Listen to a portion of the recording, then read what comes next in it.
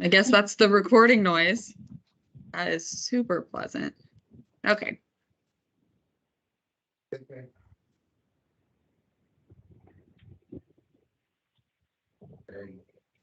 Hi, Greg. Here's the agenda and items and stuff. Hello.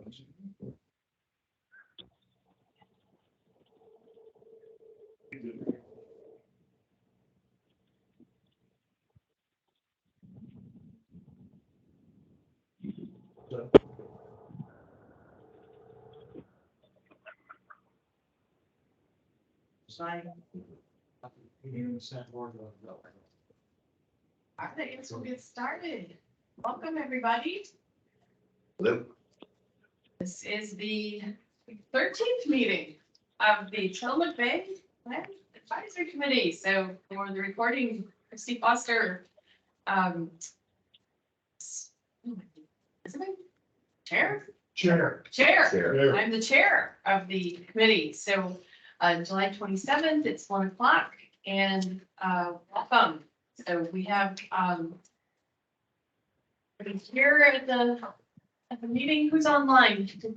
Anybody online? Yes, we have multiple people online. We have Greg Plummer, the OSP. We have Matt Hunter, and we have, I think, Brett Simpf. I think this is his phone that he's calling in from. Okay, awesome. We'll go back to the presentations. Let me know if there's any audio issues from any of the online attendees, but hopefully you can all hear everyone in the room loud and clear. We had passed around the agenda for the meeting, and then shortly after that, we had also got some potential changes that, or just some additional information that was going to be discussed. This was from the subcommittees. And so that has been added to the agenda, but I think that's more just like the topics. And so you should have both of those as your handouts. But was there anything else that we wanted to try to add to the agenda before we get started? Welcome. I guess, Steve, did you want to take over? Well, yeah, so at this point, if no changes to that, then we'll just get started. So the agenda, did you go over this already when I was outside? No. Okay, so for our meeting for today, we're going to talk about the new seeker stock estimates for bay clams in the subtidal zone. So Tony has put together a nice presentation. You all know that we've been working out there over the last month. I'm going to introduce Walter. Walter, will you introduce yourself? Hey everybody, my name is Walter. I'm an Oregon Sea Grant Center Scholar with the Seaboard Project this summer. I'm originally from Georgia, and I've had the pleasure to work with Tony and his team and join you all for today's meeting. So anyway, Tony will speak for about 30 minutes or so and just present our preliminary numbers out of the subtitle zone. And then we'll shift over and talk about, as we're required by the statute that formed us, to talk about special management areas. One of the last meeting issues for us to address as a committee. So we allocated about half an hour for that. And then we got the information that was compiled by a subcommittee meeting or two. I'm not sure how many subcommittees often to put this together. Anyways, we have about half an hour on the agenda to talk over these issues, which many of us have just seen here. And then we want to wrap up talking about the timeline and next steps. Keep in mind the report from TIPCAC is due to ODFW before the end of the year. We're targeting October for that, correct? And Summer has a timeline that we can talk about there.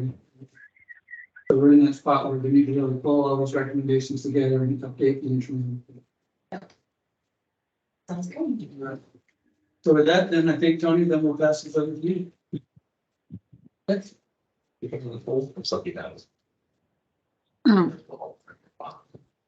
How do I get that to go away? No. To have it autopilot. Is there an easy way to do that? Good, just to the left of that. Lower to the left of that. You can now do right click. That's for taskbar setting. And then down on the taskbar behaviors, very bottom. Taskbar behaviors.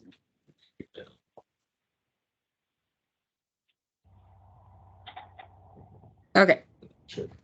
there we go. Stay. That looks better. Perfect. And hopefully I'm gonna position this so hopefully they can see you presenting, Tony. Okay, that works.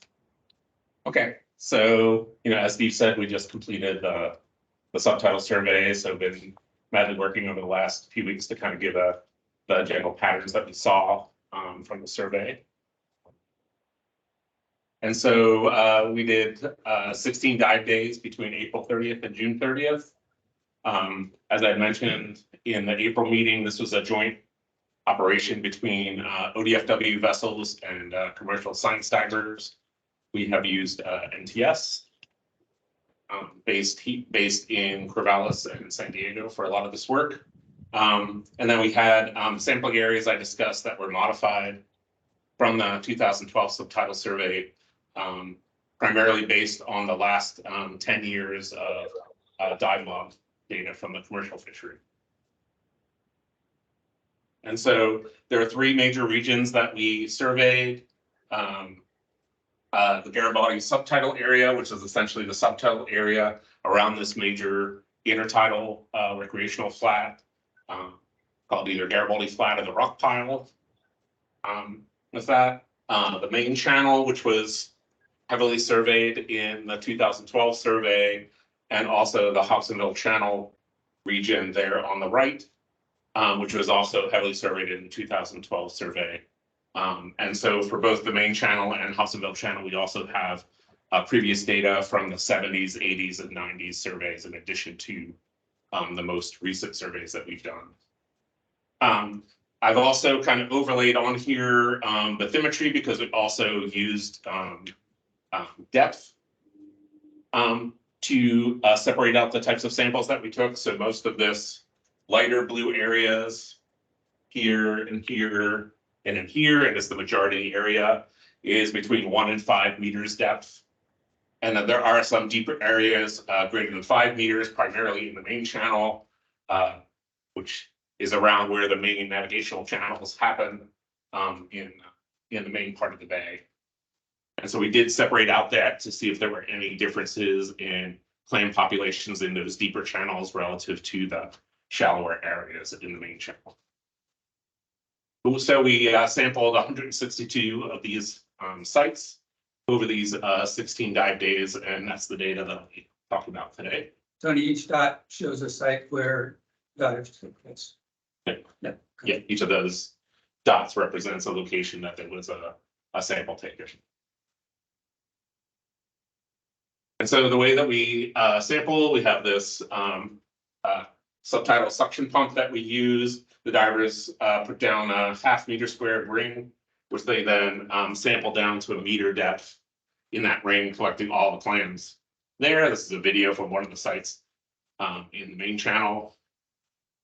And then at each of these locations, we collect and measure all the clams. So we have identified the species of the clam, the density or total number of clams at the site, and then clam morphometrics, so length, width, and wet weight of the clams.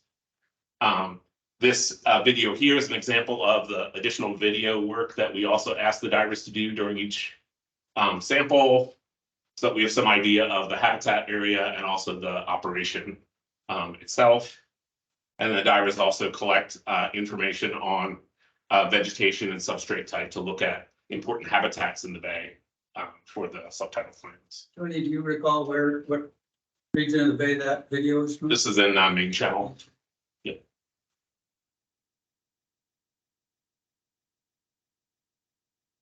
And so for my talk today, it's kind of modeled the same way as I presented the intertidal data in April, where I first talk about bay clam species compositions in those 3 subtidal regions.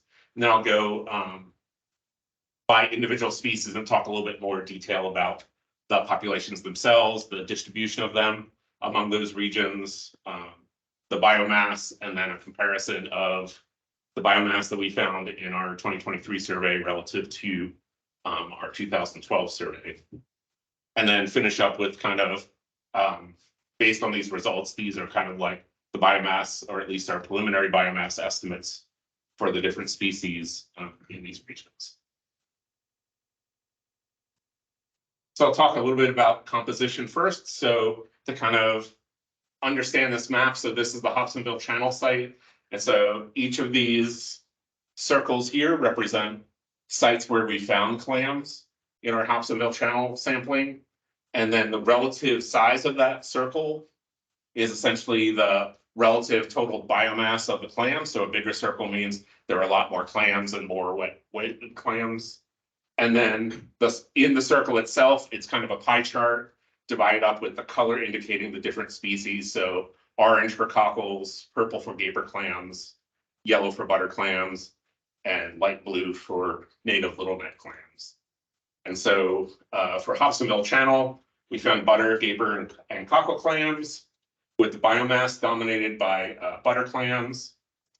The cockles in orange were broadly distributed throughout the site, throughout the region. And then we saw the highest clam biomass occurring near Hobsonville Point, dominated by butters and gapers in that area. Were there any spots where you dove where there were no clams? Yes. So when we actually do the individual clams, I'll show the dots that have no clams that were collected at that location for the different species. But yes, there were definitely some sites where there were no clams. And then for the main channel here, it's primarily gaper clams and cockles with the biomass dominated by gaper clams. And so that is kind of concentrated in this central portion of the main channel. And then for the Garibaldi subtitle, we found an extensive butter clam population, and also gaper clams were also common in this area. And when I talk about the gaper clams by themselves, you'll see that that is just looks to be an extension of this population for the main channel going through that Garibaldi subtitle area. And so let's talk about the individual species. So I'll start with cockles. And so this was the distribution. So this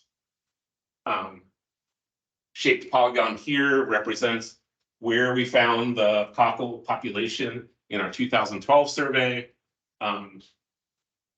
So essentially broad extent of cockles found in Hobsonville Channel, and essentially along this central portion of the main channel back in 2012. And so then we can overlay the results from our current survey, and we can see that the spatial distribution of cockles is comparable to 2012 survey. So you see that most of these orange dots, which represent essentially the density of clams that we found in our current survey, essentially overlay on a lot of those polygons, the difference being that there seems to be an expansion here in the main channel south, and then obviously this portion of Garibaldi subtitle was not surveyed in 2012, so represents new information on the extent of cockle population. Little black dots are where they, but got no cockles. Yeah, so all of these dots Zeros. are zeros. Tony, can you clarify though that southern region of the main channel where there's lots of orange dots, lots of cockles in there? We surveyed there in 2012. We did not fully survey that area in 2012. So we surveyed pretty much down to like here. And so this was another area. So both this area and here were some areas that were add-ons based on both harvest information from logbooks, as well as information from divers as far as where they've observed additional clam populations in the bay. And so if we look at compare the mean biomass, so the pounds per square meter of cockles across these three regions, can't really tell the difference among the regions. Essentially, you have the same amount, comparable amount of biomass in all the regions that we sampled. What are the error bars showing? That is the 95% confidence interval around our mean biomass estimate. Is that from 2012 or 2023? 2023. And then this final figure here compares the mean biomass in pounds per meter squared from 2012 in this lighter orange to what we found in 2023 in the darker orange for cockles here, showing a decrease in mean biomass of cockles that we found in the main channel, and no real change in cockle biomass in Hobsonville channel in our current survey relative to the previous survey in 2012. So for gaper clams, in 2012, we found that most of the gaper population in the main channel and a portion of the Garibaldi subtidal channel, with a small area in Hobsonville channel as well. And if we overlay where we found gapers on this survey, that the spatial distribution has expanded since 2012, both in Hobsonville channel and in main channel, where again, because we've added portions of this southern region here, where we were able to track how far south that this gaper population was going here to the south, and then up here in the Garibaldi subtidal area, that you see the extension of this gaper population all the way up till you get out to the main navigation channel going out Jaws in this location. And that the densities of gapers here, so these larger dots here represent sites that we found greater than 90 gapers in a single sample, and that these mean densities of gapers were about 3 to 5 times greater than those we found in the intertidal. So at least for gaper clams, the subtidal population is much larger than what we find on the intertidal. If we look at the mean biomass of gapers, that it's comparable between the main channel and Garibaldi subtidal regions, and a much lower biomass found in the Hobsonville channel, primarily due to kind of the limited extent and the lower density of gapers that we find in Hobsonville channel relative to the other 2 regions that we surveyed. And then if we look at, again, the difference in mean biomass between 2012 and 2023, in this case, we found no significant differences between what we found among the 2 surveys. So at least for gaper clams, they've essentially maintained the size of their population in the bay.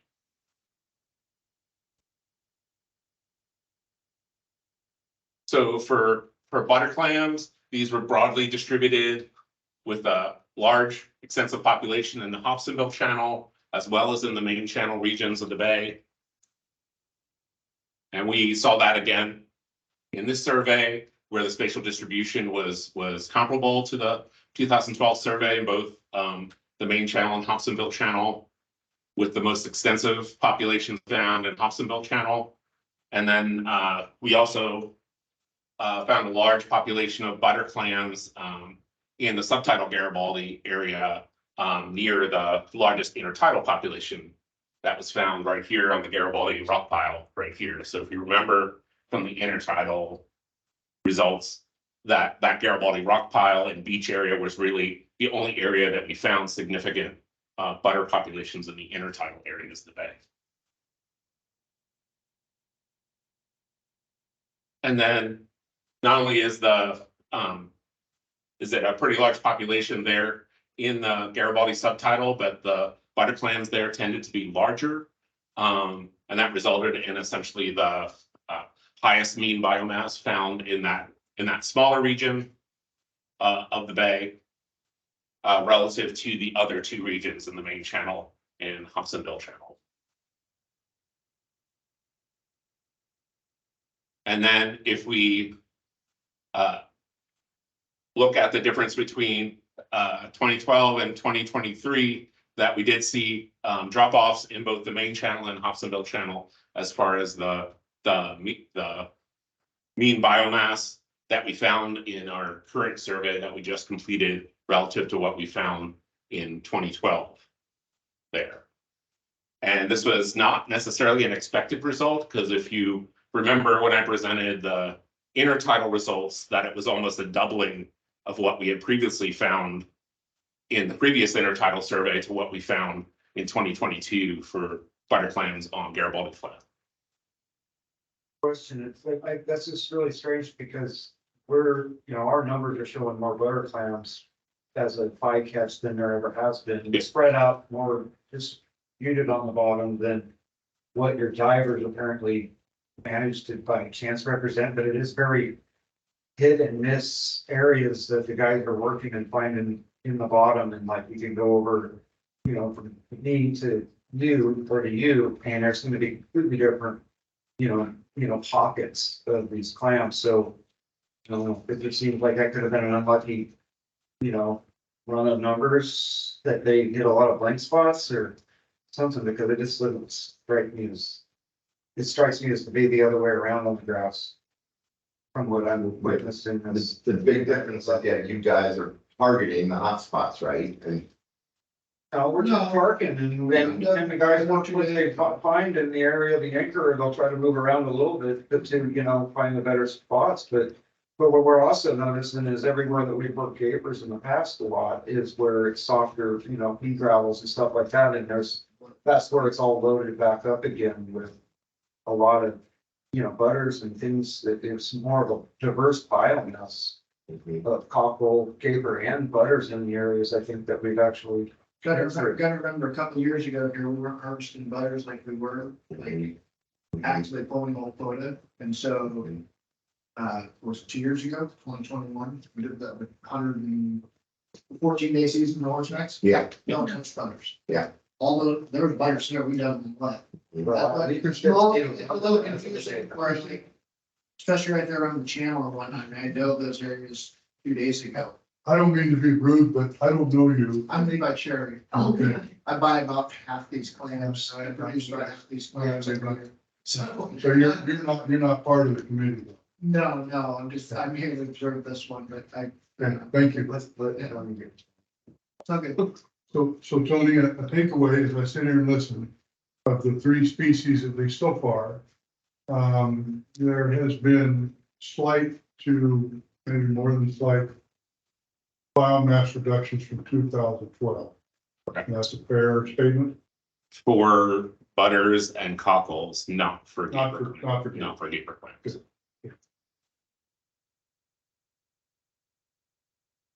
And then for native little neck populations, the population was fairly small in 2012 to start with. And it seems to have, although it's the distribution of native little necks in Hobsonville Channel is comparable to what we found in 2012. It was also a very small population then as well. And you can see that our highest native little necks that we had was 4 per square meter, so fairly low abundance in there. And we do have some of the subtidal native little neck around the Garibaldi Flat, which is the primary intertidal population. But in general, very low abundances from the bay. And so this was something we had noted when we did our 2012 survey, because it was a dramatic drop off from essentially the 80s and 90s, where there were much larger native little neck populations. And that has just continued. And so if we look at the mean biomass, it's low in all regions. And just give you some context, the highest mean biomass was about 0.08 pounds, which is like a little over an ounce, to give you an idea of like the high value that we got for native little neck biomass. And that we also saw some decreases in native little neck. Again, take this, carefully interpret this, because it was a very small population in 2012 and it continues to be a very small population. And that's the real take home, is that we don't have a lot of native little neck populations persisting, at least for the past couple of decades, in the subtidal areas of Tillamook Bay. And so similar to what I did for the intertidal, we can then do some preliminary estimates of bay clam populations using this mean bay clam biomass that I just presented you. Multiply that out by the subtidal area, then we can get a stock estimate for each of these regions in pounds per region. And so that's kind of what this table then denotes. And so again, here, the estimate with the asterisk. So these columns here, the main channel, Garibaldi subtidal, and hospital channel biomass are based off the lower 95% confidence interval estimate, which is a conservative estimate of that population, is the one that we use to generate the previous quotas from that. And so those are the ones that are highlighted here. I think one interesting thing to note here is that if you look at the butter clam, note how I said that the Garibaldi subtidal had the highest mean biomass of butter clams, but essentially that area only represents about 12% of the total area survey, but essentially has about 50% of the biomass in that small area for butter clams in there. And so again, we have high gaper biomass in the main channel, smaller in some of the other regions, and then kind of broadly distributed cockle biomass among the three regions, with the main channel and Hudson Mill channel having about comparable biomass of cockles based on our surveys.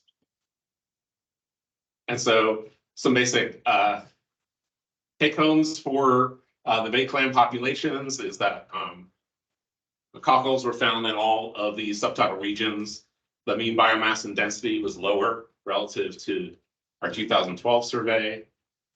For gaper clams, there's high biomass concentrated in the main channel with some expansion of the population since 2012.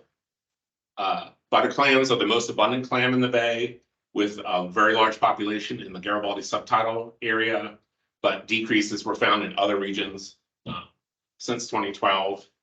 And for native little necks, there are low populations in both 2012 and 2023, and that these current values that we're seeing for the subtidal native little necks are much lower than the historical surveys in the 70s to 90s that ODFW conducted until month. I think that's where I'll end. All right, thanks. Yeah, thanks, Tony. So I think we can afford 5 minutes or so just to ask questions of Tony. Sure. Yeah.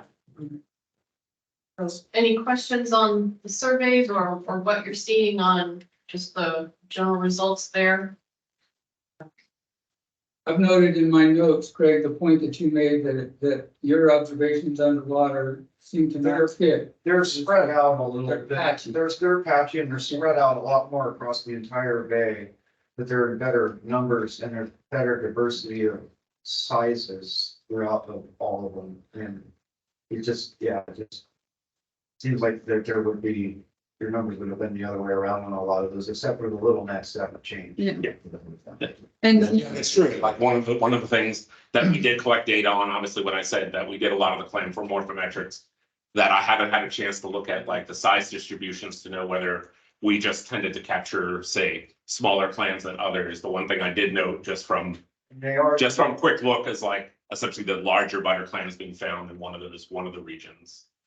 You are running the numbers off of the areas that you guys did the survey in and discounting all the areas that are outside of that survey, which, obviously the spread of those clams, go in and out of, you can see the spread of the gapers across the whole thing. And some of that goes into the intertidal surveys that were done, but none of that was done out front, in front of there. So the amount of biomass and stuff out there that is, there's some areas that there's nothing out there and it's like, and then there's areas that there's just, a lot of the quota I've gotten was not in where you guys have done your Out there survey. like Kings Flow and main channel. Yeah, or in the main channel, if Yeah. it's in front of the red can, it's totally excluded from that survey. And that's where 90% of most of the divers have got their quota is and not spread out throughout the rest of the bay.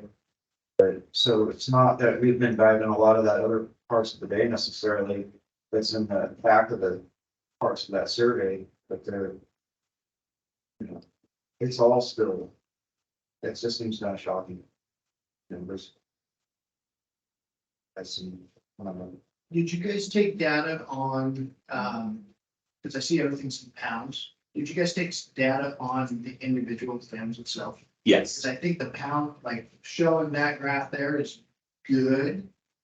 But I think not giving,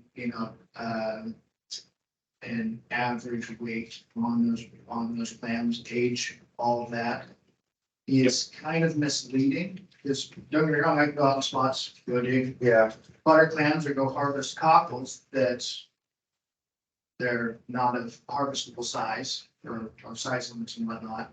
And I'm gonna put 10 or 5 of them to a pound versus one that's gonna be of that size.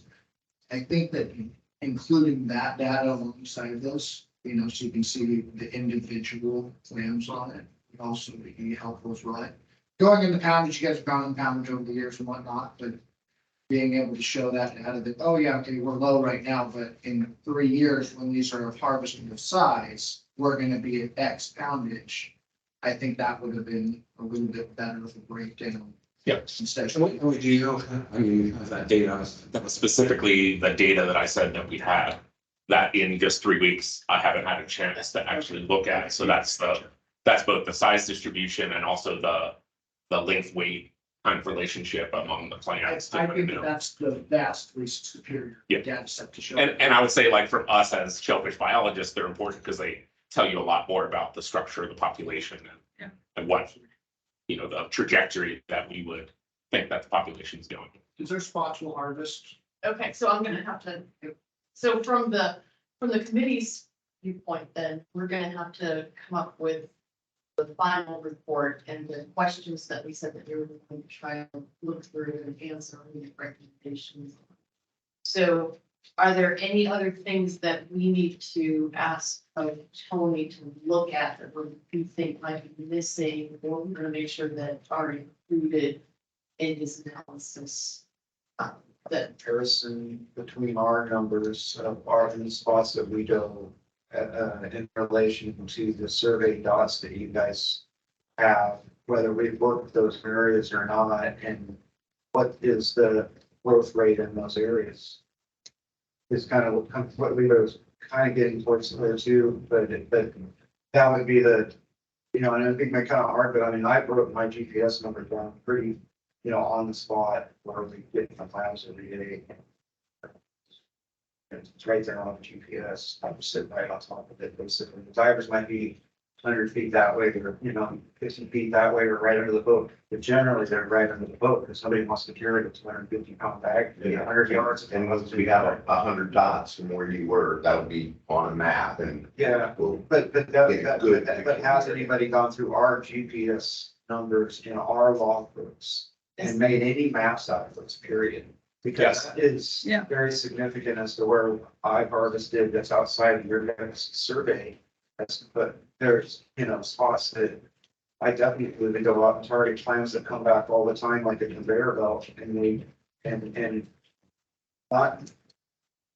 not have to go to another spot necessarily and go work it because they move through the sand. is that possible, doable? Well, yeah, so I actually already went through logbook location data from dive clam logbooks and created maps with those points and actually did a hotspot analysis, which is telling you like how many clams are coming out of these different areas. That's part of what I gave to Tony and was used to inform the sites that were used in the subtitle survey. Obviously, the subtitle survey is limited and, we can't hit every single region in the bay, but we did focus on areas that came out as kind of hotspots. So In you that guys kind of analysis. focused on the spots in the survey we actually did harvest. So that could skew the numbers in the direction that there's less times there because we actually were there and harvested them. Well, it wasn't just, And that's why the size, distribution is super important in reality, because, if we gone in there and we've taken out so many X pounds of paper clams, and now we go back and there's these clams in there by the hundreds in an area that are this big, that are obviously all gonna grow up in that area or move in the soft sand that we like to work in, because they can move sideways, papers, butters, and cockles in the sand wherever, with the least path of resistance is where their foot goes. And they'll travel sideways or wherever until they box up against hard bottom, and then they'll soldier up. And I know where they soldier up. Shane probably knows some spots they soldier up. And that's, you do go in and look those areas. And there, it's a conveyor belt. It's changing continuously from out in the ocean where it's not surveyed at all, which is, I think, is a really important factor on the survey part, because We use that information because we had to prioritize these sites. We had the money to do 160 sites, and so we had to pick them. So we surveyed the areas that are most important to you and to us, and that's where we're at. And it wasn't, going back to individual locations, it was using that to set kind of the broad region, so, And then we pick dots within that. yeah. But up between the red can and the corner, it gets to the point where, like I said, a huge percentage of most of our clams came from, there was no survey done in those zones, or along the jetties where I've worked. So now some of the spots you didn't target at all, where I've done the most work. That's what I was trying to say. Yeah, I'm wondering if it is possible to take maybe just a sample location of where some of the actual of maybe less controlled, like these have been, but the a comparison of some of the sites that have been done by the harvest sites. In that area, And- surveys in that area. Yeah, maybe Yeah. do a comparison of that, see if that makes a difference. If the data's already been collected and you've already maybe done the maps, it would be just, I don't know how much of a lift that is to do that comparison. Some of those plans too, they're missing in the front of the bay, it moved back. How I said in the earlier meetings that it's spreading out for more current coming in, the way they've done the jetty. You can see on your surveys that the cockles had stepped back, and there's back in there, even though you haven't done some of the past. That's what I've noticed in your map, confirms some of my suspicions when I was looking at them there a minute ago. As far as the movement of kind of stepping back of everything in the bay from the entrance, there's still that continuous conveyor belt. And if there is a continuous conveyor belt of stuff coming in from the ocean, the survey in the bay is not like a stationary situation. It's not like when you go there and next time you go there, it's going to be the same plants in those spots. It's moving in. If there's an endless supply in the ocean, then it's a sustainable fishery, depending on, and it's just going to depending on swells and the ocean conditions every winter that allow for incurrence, and whether they change the jetty situation out there. Like I said a few times, they have that soft jetty extension, which I'm all for the fishermen, but at the same time, that's going to change the way the currents happen that I've witnessed happen since they did the jetty in 2008. And that has changed the whole stationary kind of stagnant area of the bay where Diver Doug used to work, where the cockles were just in there and you can kind of make it past there. And then the kind of cockles came out and met that spot where they meet from the ones that roll down the bay when the oyster guys pull all their oysters and they get away. That area's been, there's like a meeting area, and that's been moving back. And the survey is missing that, I guess. I guess it's only this I'm trying to make.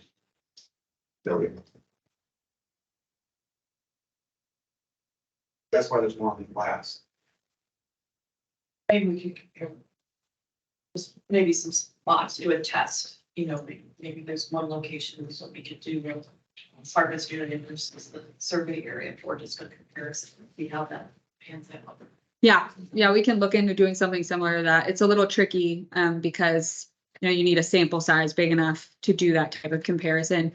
We may or may not have that with the survey, but it's definitely something that could be investigated. And I'm trying to think what products could help the committee Yeah, formulate the recommendations.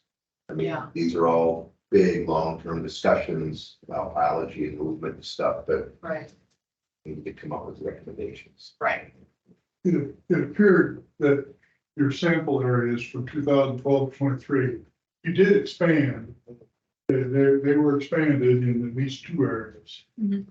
So we picked up more of the bay, maybe not, obviously not all of it, but we picked up a substantial amount of the bay to get surveys in. So, like I say, you can't survey everything. It's more important, I think, to have surveyed out towards the mouth as opposed to back, though, but at the same time, like I said, things have been moving back, so there's like a, it's a both sides of it, I mean, a broader, I guess a broader spectrum throughout the entire channels, kind of like you did the Hobson channel, or throughout the whole entire channel, all the way back to Methodist, all the way to Methodist.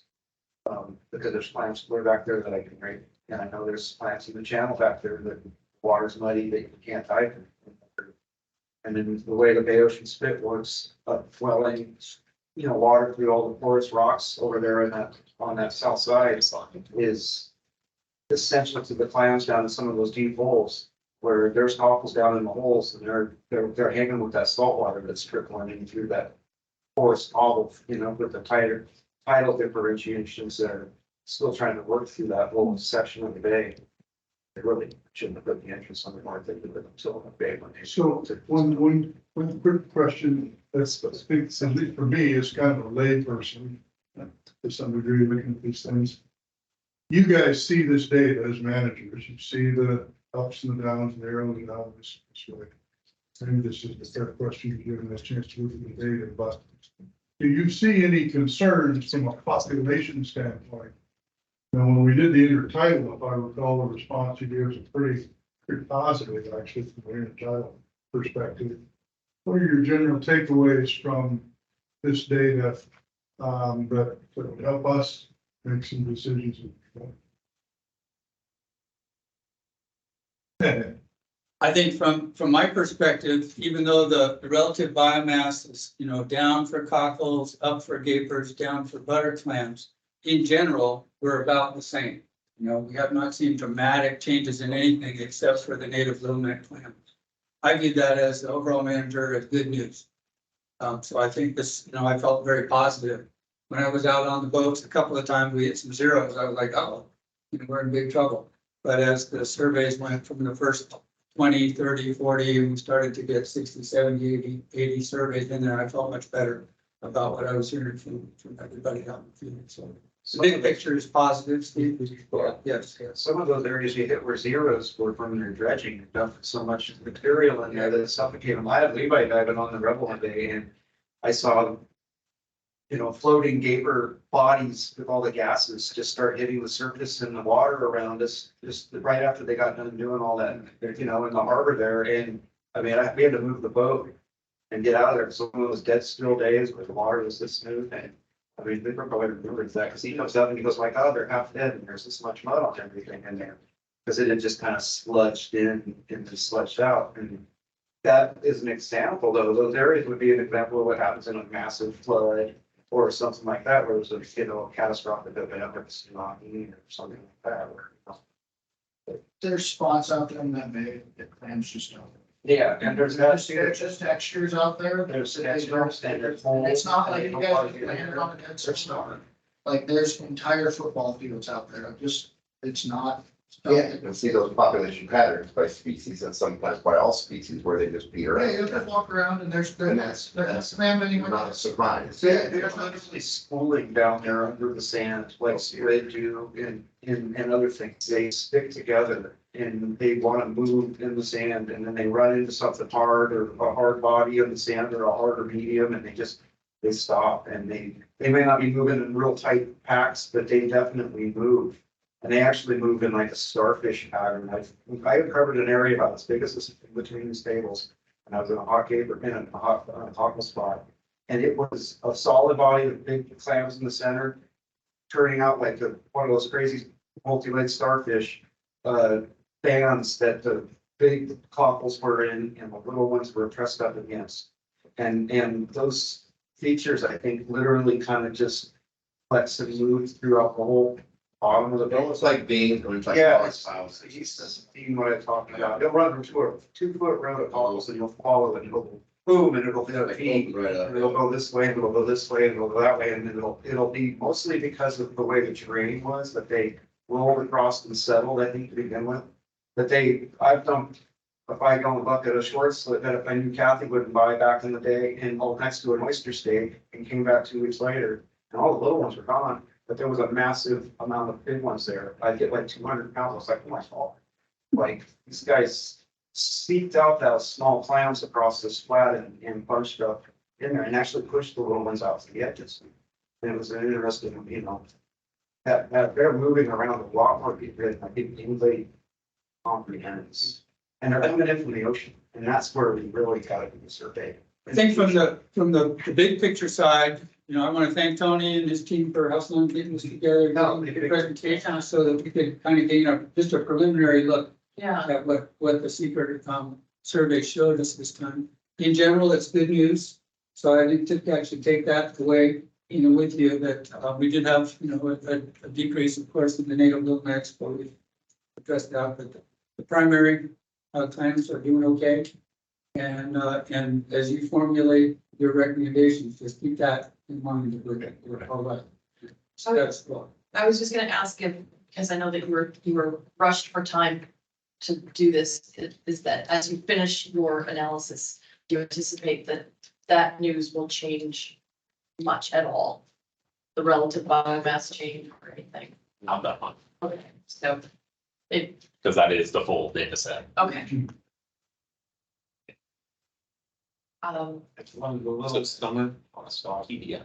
So we're, in general, we're, Meeting we've got 13. the generalized picture. Sampled areas. The relative, or some of the numbers might change a little bit, but that's. Let me pull it up. Yeah, if you can. Okay, Should be a medium. Yeah. That's like the data component. okay. On the schedule and time. Kristen, we're hustling behind the scenes to share one more. Okay, Hold out on 15 sure. topics. Yeah. It's Then, in, you know, I just had Meeting a 13. question then based on what Craig was saying is that if we are only gonna be able to do some of these major studies every 10 years for seed flow, I wonder if we can't use some of the harvest data to do the areas where we weren't able to do the studies. Could we do that just kind of as the historical information? Right, using diver or measure, Yeah. you catch per unit effort. it's just, Now, get that it. you guys have on your log books. The error bars are bigger than these, because some guys are really good, some days are really good. I could, if you have it up, I could just, Good, some days oh aren't. wait, then it would be shared with this, It- the online attendees. There's a lot. I mean, that's my preliminary analysis. I'm just not looking. Well, if you can pull it up on, if it's on your computer, you can also just share your screen. Yeah, flash drive would also work. That was the cat for. That's for. And you're trying to figure out what's the.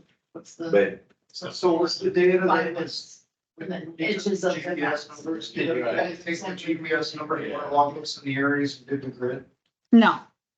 No, I did all logbook location data and then I generated. heat map. Well, we used, you know, some of 2012 where they surveyed, we wanted to capture some of that as well. But we looked at the full logbook location data when we were thinking about expanding it where. that's what we had some to compare.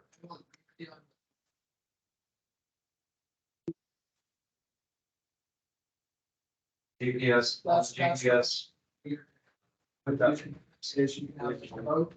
Right, right. And a diver has a 200, Right. 250-foot radius around it, so there's no active. Oh, Yeah. here, subtitle commercial. Let's see if I can, okay. So. This should, my screen's still sharing, so this should see. It's up.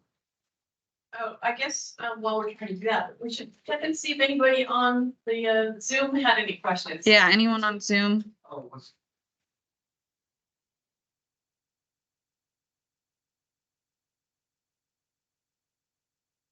Yeah, if you do, feel free to unmute yourself and speak.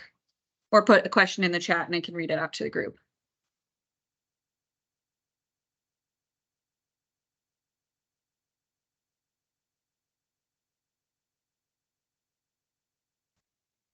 There you go. We'll get there though. We'll discuss all of that.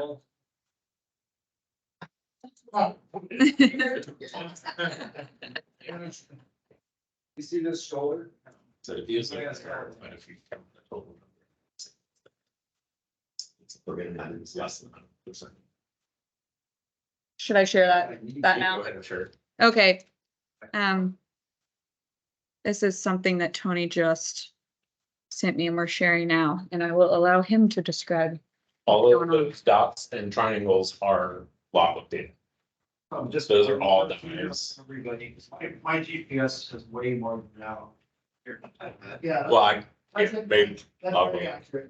It's Except for outside the jetty or outside. That is all logbook data from 2010 to 2016 and 2018 to 2022 that were collected in Tillamook Bay. So it's all logbook there. So that's Yeah, all logbook logbook. locations So from dive. if you do a map where you could take each year and you can see where we've kind of purposely moved, migrated, and then maybe do a thing on how the size limit followed us. We could look at, or the I mean, size all of those your- logbook locations have dive days, so we could break it down by year for sure. And we did look at differences for year, but when we're trying to develop, regions, we wanted to consider that whole time period. My visual observation of it is based on the stuff you showed us earlier about the samples Yeah, we're taking, they cover each other pretty well. yeah. I mean, given what you're trying to do, it looks like it was a pretty good representation in And- most cases. Seems like up by where between the boats contrail and, the tip up there and back, there should be a lot more dive log data. Other boats, It's not. Yeah, we can only say what We can we only received. say what we have from the dots themselves. Yes. And a lot of the thoughts are mine. Yeah. Would you like to speak into the mic? That's saying, I'm completely okay with the recommendation. Work with the industry for Yeah. good logbooks. Yeah. See the purple dots up on the hill? Yeah, there are a good amount. You know what? Definitely some that are a little lost. The GPS does that to people. Yeah. Where they get, where the Yeah. datum gets put off. Yeah. Accident or somebody. like that The doesn't know. data. You just- They don't know that they have the datum. Yeah. Took it as it is. So Good amount of land landings. Potential problem. I was tuna fishing once and looking at my GPS and I was behind Rockaway. Yeah. All of a sudden, when I was on my way in and I didn't like the looks of that, I knew I wasn't. Because what happened is I bumped the wrong. You sent me the ones that told your areas. data. Yeah. Yeah, a bunch of those, like a bunch of those, Carol. Yes. Thanks, Chair, for allowing us to just have this, Yeah. pull this information up again, but No, it's that's good. illustrative of That's the a value. good, that's a good piece of Yeah, information about it. that's In comparison to that's what we that. have to work with. And then that is on there, so we can move it we can put that on the TIPCAC site along with Yeah. the presentations and stuff. I'm gonna go back to the main presentation. The Yeah. only, we might not be able to, I think we. I was just gonna say. For it, we cannot. Maybe with that many years, Okay, that could be okay. okay. We'll have to see. We can talk about it. Received all years, all votes. I think that does not violate any. Yeah, we might have to. Okay, Ready to go to the next? Yes. Okay, so we're trying to get through our various discussion topics, and we are a little bit behind, we're about 20 minutes behind, and this is actually very important, so we are missing one of our main folks that wanted to discuss this as well, so we have not been able to get in touch with Barbara Trout. we actually have. So since we Okay. spoke last, I sent her a personal email just checking in, and she said she had some updates on her computer that made a lot of my emails go to her spam folder. So she missed the last meeting because of that. She was actually at a meeting in Portland this morning, but is hoping to make the last part of this meeting either virtually or join us in person. So hopefully we will have her at some point. But yes, I have talked to her. since Okay, then. good, been in touch with her. Yep. Great. So one of the big things that we were waiting for some of this information was to be able to discuss the potential of special management areas because of conflict between recreational and commercial harvest. And so that discussion now. Based on what we've seen, we now have these, what are we looking at now?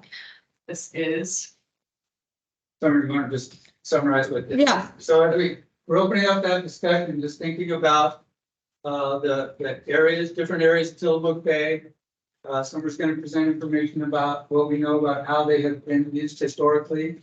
And then we're up to speed on how they're being currently used. So let's just hear from Summer about that. Yeah, so what this is showing is a relatively old 2011 figure of work that was done to look at recreational clamming distribution in the bay and then overlay with recreational and commercial harvest. So where are those both overlapping in the bay? Where are both recreational and commercial clamming occurring in the same location? So on this panel, you can see this is 2011. So this is older data, and we can talk about what maybe ways that might have changed since then, but this is the most recent comprehensive study that we have of that. So as you can see, most of the rec effort is on Garibaldi Flat, as you would expect. Also some on what we call Bay Ocean North or Bay Ocean Flat, Middle Flat, Muck and Fog to a lesser extent. And then overlap is primarily occurring both on Middle Flat and Bay Ocean North Flat in this 2011 timeframe. Obviously no overlap in Garibaldi because that's rec only already. So we just thought this would be good to inform conversations about special management areas. And one little tidbit on this data, this was from the Nate Lewis report that he wrote after 2011. He was the one that jumped off the boat and went up to every single commercial and recreational field. I believe he said it was 26 days sampling. So it's not just a single snapshot, it's a single season. But yeah, it's everyone, all species for several days. Like Craig, I always look at data like that. Sometimes I don't agree with it. I'm looking at that middle flat. Yeah. Piece. And Brett may be able to help me with this, but that, but there's way more overlap, at least in the last 10 years in that location, particularly from the rakers. It was about 2011 though, I quit raking on that island because of the conflicts that were developing. And I started. All I'm very, this one, and again. And that's about the year that John and Ernie and Kathy weren't doing it anymore either. And like it was kind of a big change up in how things were actually going on out there in that period of time. Prior to that, I would have said there was a lot more overlap. But then when Brett and Washington and they kept selling, and I kept telling Justin, I said, don't keep selling all these rating permits, when there's 54 of them that people can come out here. This is, he has an advantage, it won't be, it's not gonna be sustainable for me and a couple of locals, I don't agree with that. It wasn't just the Washington guys, it was across the board, mostly other Oregonians that were trying to come out and they saw the gold rush and they just didn't stick with it for one, most of them, they all came to win. And so you gotta take that into factor, Yeah. but it was from 2011 on to 14, though, is when that started to develop. And then I think there would have been a lot more conflict in those sections after this. But that was kind of one of those slow years, honestly. I'm just making an observation. Yeah. I got observation, because that year wasn't. Doesn't mean it's wrong. Yeah. It just means we need to recognize that there are some places that may not. So does this map or any of your individual knowledge and information bring you to recommend a special management area? Anyone in the Oh, committee? we have it up there. Yeah, so we put these up here, so really, we missed you, John Thatcher and Steve Wigderson. So historically, back in 2011, we had this overlap areas between recreational and commercial. I'd say now it's much bigger. It's My own personal observation is to for those north. up in here. Yeah, more there, at least there, I haven't done much activity further south, but north, I know I stand right next to guys, so you're saying. Okay, I'm gonna try to capture what Steve's saying. So how many sampling days is that? Kind of, 20? All right. In which years? A bunch? It's been pretty good. Okay, At least a day or two. right, okay. Did you always get their limit? Most cases. Let's give you some outside perspective. Yeah. I had 8 guys doing this for 2.5 years. Those maps there, if you want the real plot those maps. That one on the right for 2022, 2023. That's about your recreational and minus the Garibaldi up in the north there by the Coast Guard station.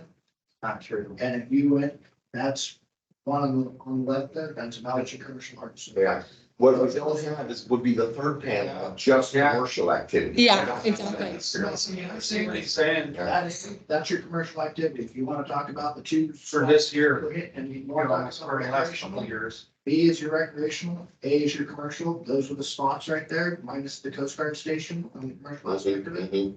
That's about as accurate as you're gonna get, because I've done the raking, I know my guys go rake. That's about as accurate. So what area should be special management? Well, I want to bring up something about special management first before we start talking about areas. So when it comes to, commercial activity in the bay and for, the oyster guys are leased by the state areas to exclusively do their oysters and we try not to tread on those areas, but those areas are covered with, clams and there are oysters that they're farming. They're kind of considered, private lease property. That's a special management area, right? That's what you define as a special management area in the bays, the oyster flats. When it comes down to, so there is already a precedent set for special management in the bay for individual areas. But when it comes to commercial breaking and sport, the sport can still go on the oyster flats and get their clams. They just can't take the oysters. And even though that one little spot right there in the corner in the oyster flat, I think there's about one oysters sleeping out, so it's not really. But I'm thinking that,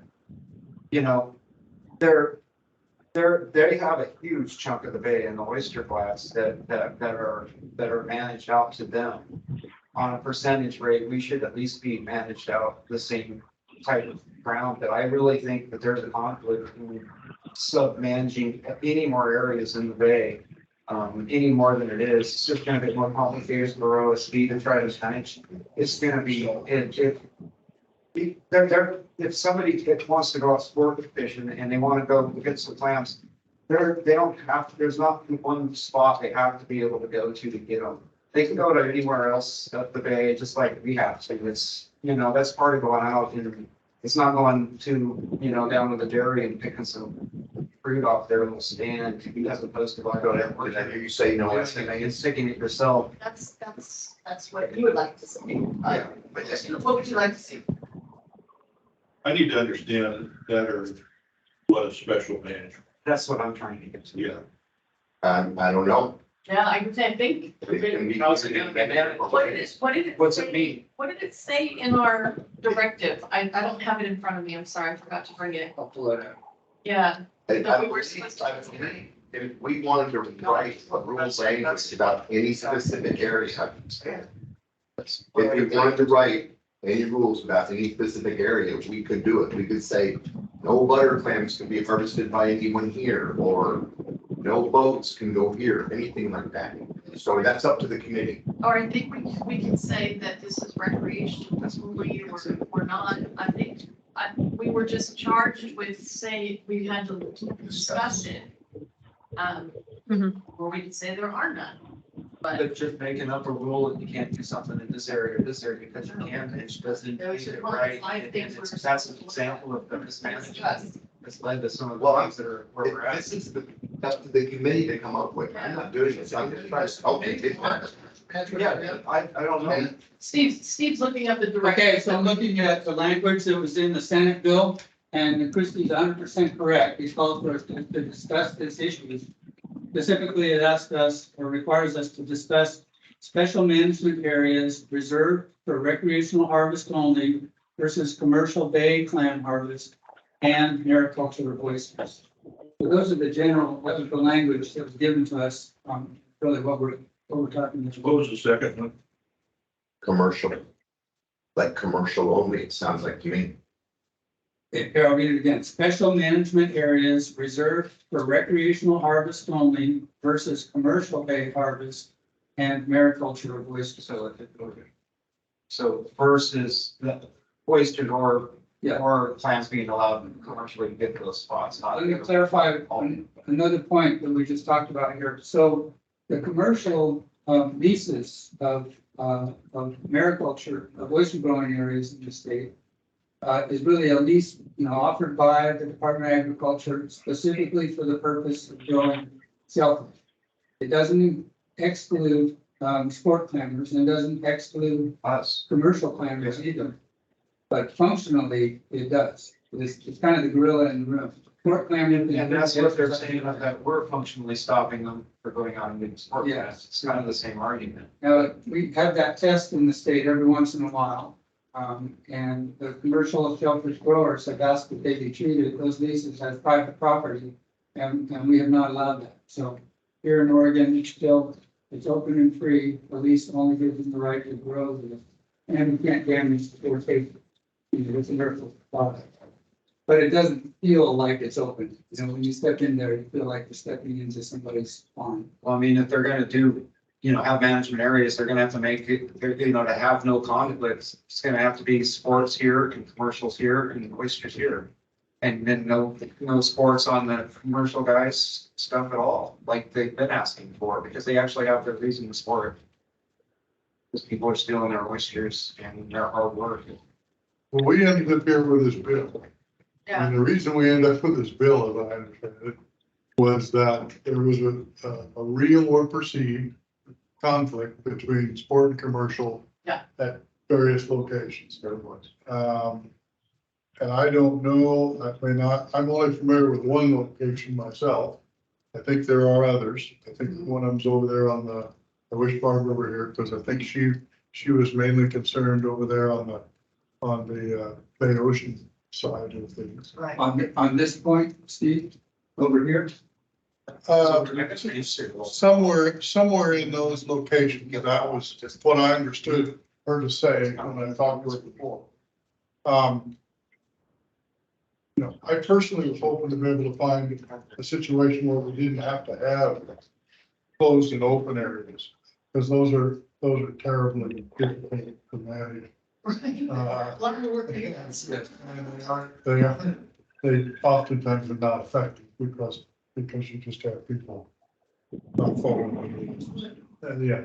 The answer is we really all just need to get along out there because there's enough for everybody.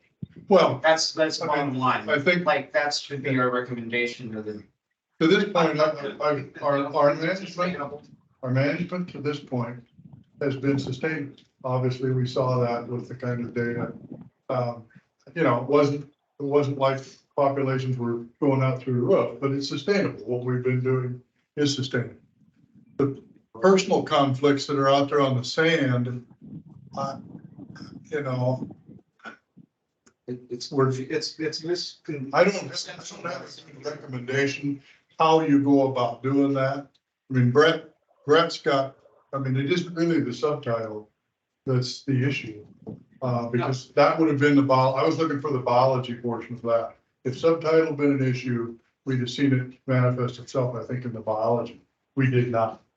I wouldn't go expand a whole bunch, but at this point, it's been sustainable. So now we've got the raking portion. Really, I think we're down to that potential conflict.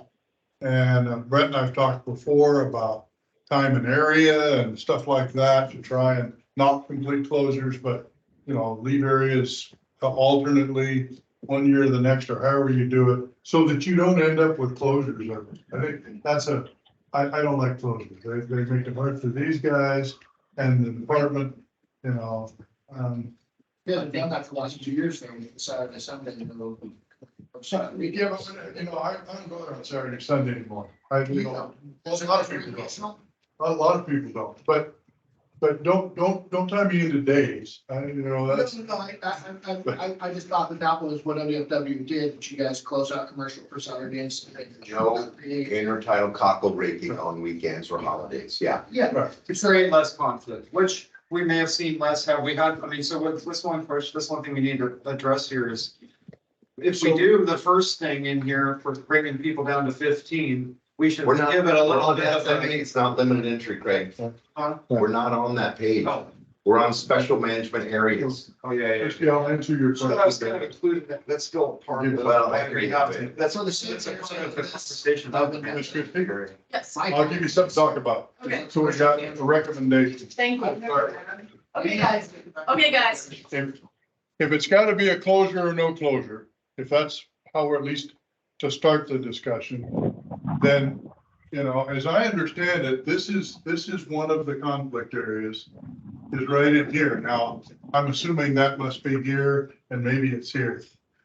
Now, I don't know what happens if you say, we'll leave this part of the bay for the raking and you don't allow, you know, raking in this part of the bay.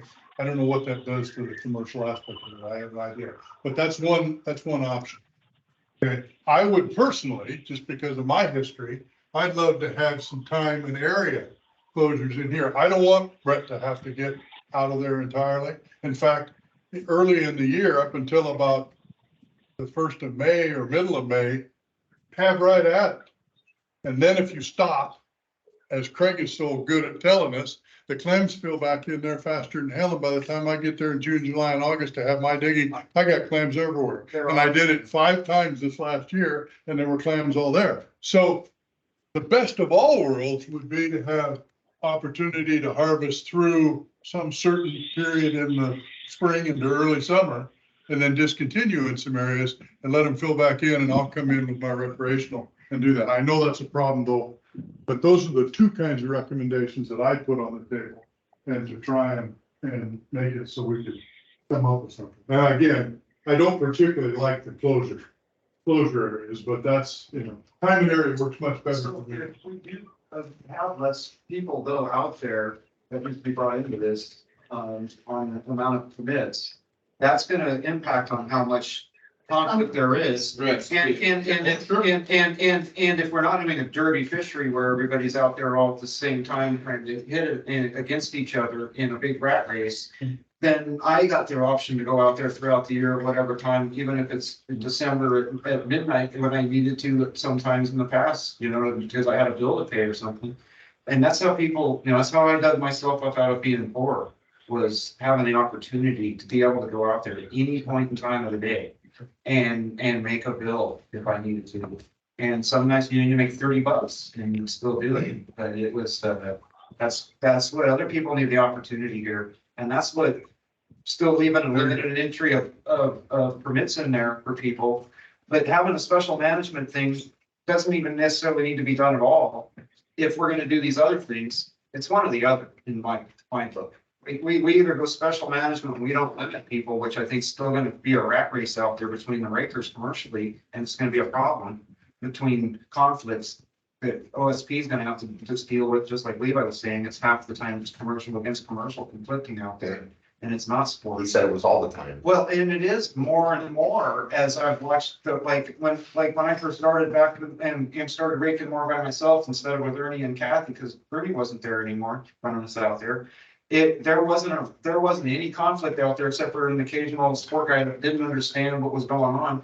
And you could explain it to them, and once they knew you were doing commercial, there wasn't a conflict anymore, it went away. Yeah. And then they try to run around and help you, and you'd be like, no, stay with me, don't, and then, but I mean, like I said, I've had people real think, oh, you're out here doing illegal stuff, and start running around and stepping on all the holes or taking all the clams and throwing them in the water, you name it. I've seen, that kind of conflicts happen out there, but it happens on such a rare occasion. I think the big conflict is people go out there and get skunked sometimes and didn't get mad.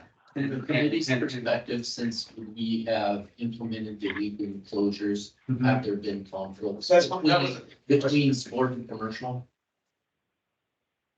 I think at least, yeah, I mean, at least that's, the bill, the weekend closures have been there for a long time. Has there been less conflicts? I'm not aware of any, maybe Sergeant Palmer knows, but that's what I'm asking is, that seems to be the large majority of the people that are coming from outside the area that maybe aren't as familiar with how the bay operates. What's Is on the weekends on those big minus tides on everything. And so with the closure on the weekends, has that really taken away that conflict piece between sport and recreational? Where I don't think we're ever gonna address, right, the conflict between commercial and commercial. That's That gonna be you more can't regulate complicated. that, No, right? well, then you can if you get rid of a derby fishery. Derby fishery is what causes you guys the trouble. That's what causes you the trouble. Because if I can go out and get a certain limit of my own clams throughout the entire year, I don't care what the other guy's doing, because I know I can go get my clams that are given to me as a catch limit. But that's a good question. Have any of you that do, recreational, clamming, have you seen, or you have not heard of any conflict? Have you heard of any? I'm out there and looking from the boathouse across with binoculars every time I'm out there. And I see, I mentioned this before, I see almost no recreational clammers out there at all. There's almost none. That's the big. And there are some out there at times, and I've actually made some records of those, and I'm looking for them before I came, and I don't know what I did with them, but it's very few. It'd be like, you know, 2 over here, and at one point, I think there were seven different recreational people out there, different groups. There were these groups of recreational people, but almost never. Most of the time, it's zero. I see zero. I see commercial, and I see zero, and so that's I just don't see it used that much in recreation out there in the water. Does anyone that's online in the meeting have any input on that, whether they've seen a reduction in conflict since the weekend and holiday closures have gone into effect? Feel free to unmute yourself and speak. Yeah, I mean, can you hear me here? Yeah, who is this? Okay, this is Brett Semp. Okay, awesome. With the quota being 80 and definitely the weekend closures eliminates conflict between sports and recs. It's simple, and that's almost a special management by itself. I agree with that. Yeah, I'd agree. I generally agree with that, yeah. And if you have 80 and there's this many people and we'll still continue to come down, you're going to be done by June 1st, no matter what. It's almost clockwork. Well, the summer months are probably the big months for all the recs to go out and enjoy all the clams now. So there's really no conflict at all because we're already done by June 1st. And I don't think the special management plan needs to even exist. It was only for a year that there was conflict when the Washington boys went down, showed a market that there was some horsies. Some people got upset because and some kids made some money. And that is all this whole bill is about. It's not really any about how many people are on the main island. There's only a handful of people on a main island recreational that go out there. I mean, we're talking in a tide series, you see maybe 12 boats, and they're not even close to, you know, the commercial guys. So I think you've already eliminated the conflict. I think it's now just more of, you know, trying to be sustainable and for all the other commercial guys. That's what I think the big conflict is now. The only place I see recreational occurring on a more regular basis, still very little, but on a more regular basis, is the Bay Ocean Florida. And I do see people going out there and recreationally picking clams there. I don't know if there's any competition with anything going on out there. I don't think there is. That's just a. But you know, you're saying, Brett, 12 boats. I don't think I've seen 12 boats on any sandbar anywhere ever. Not I mean, last 5 years. I don't know that I have. It's usually one at a time, even if they do show up in 3 of them, they'll all be at the same time, but. Well, I'm talking like in a week tide series, 12 of them. Like, the guys are missing people, because So, Everybody's out there. so you, from what I heard, and what I wrote down from what I heard from you say, is that, you think that maybe the competition has been eliminated? Me, with the weekend I'm sorry, closures, the conflict. holidays, and the 80,000 pounds, yes, I think the conflict is over.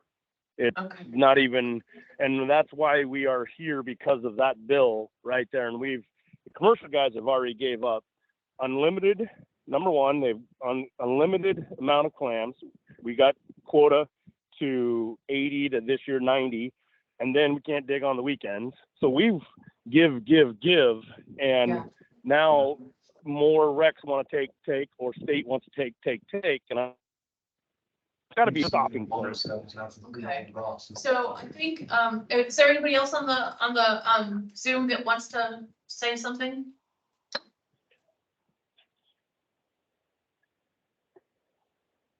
Okay, I'd love to hear from Barbara.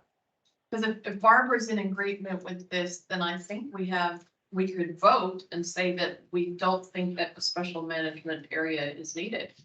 Could that be an email? Besides what After she we've already watches done.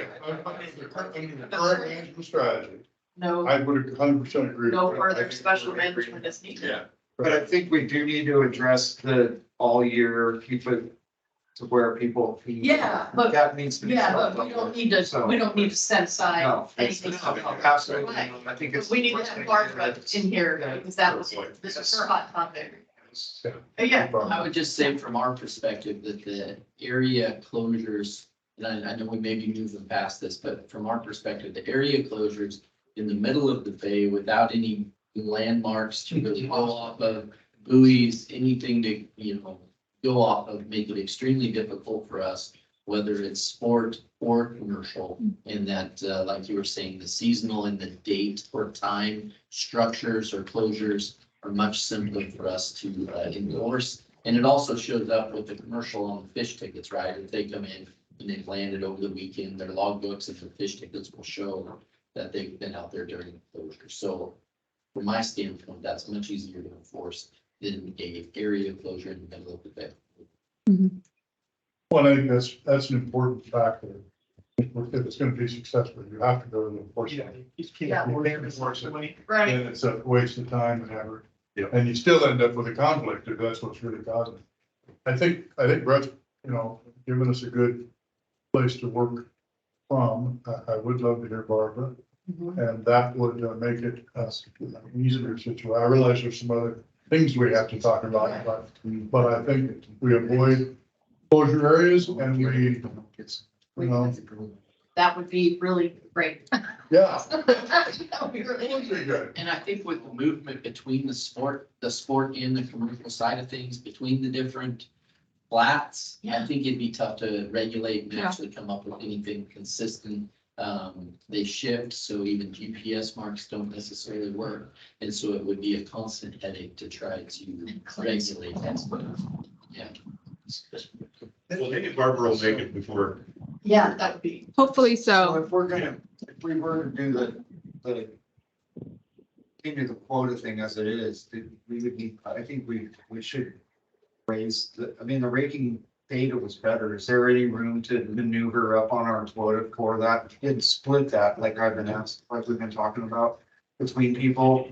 And then have maybe say if somebody doesn't active like the first month, that month's quota, have like a monthly quota, that quota carries over onto the other people's permit because that's one person wasn't active, and that way the same number still comes out and gives other people benefit that will want to work, because that's important. I think, Craig, one of the reasons that we just got done saying it worked and there wasn't a conflict is what that said was a timing issue.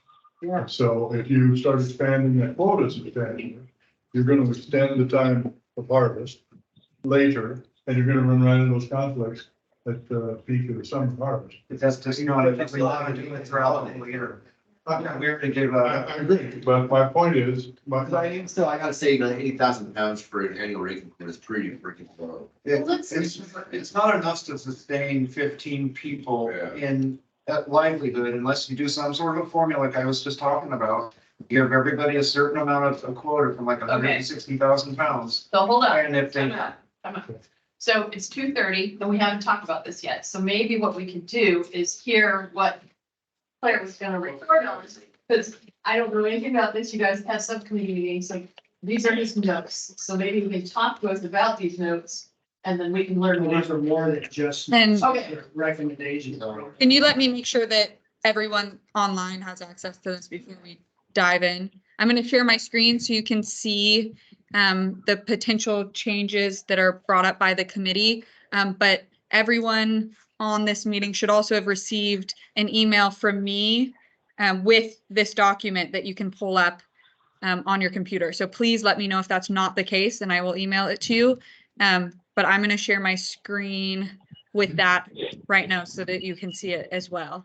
It'll be easier to pull up though, so since there'll be a lot of scrolling to try to stay with where we're at.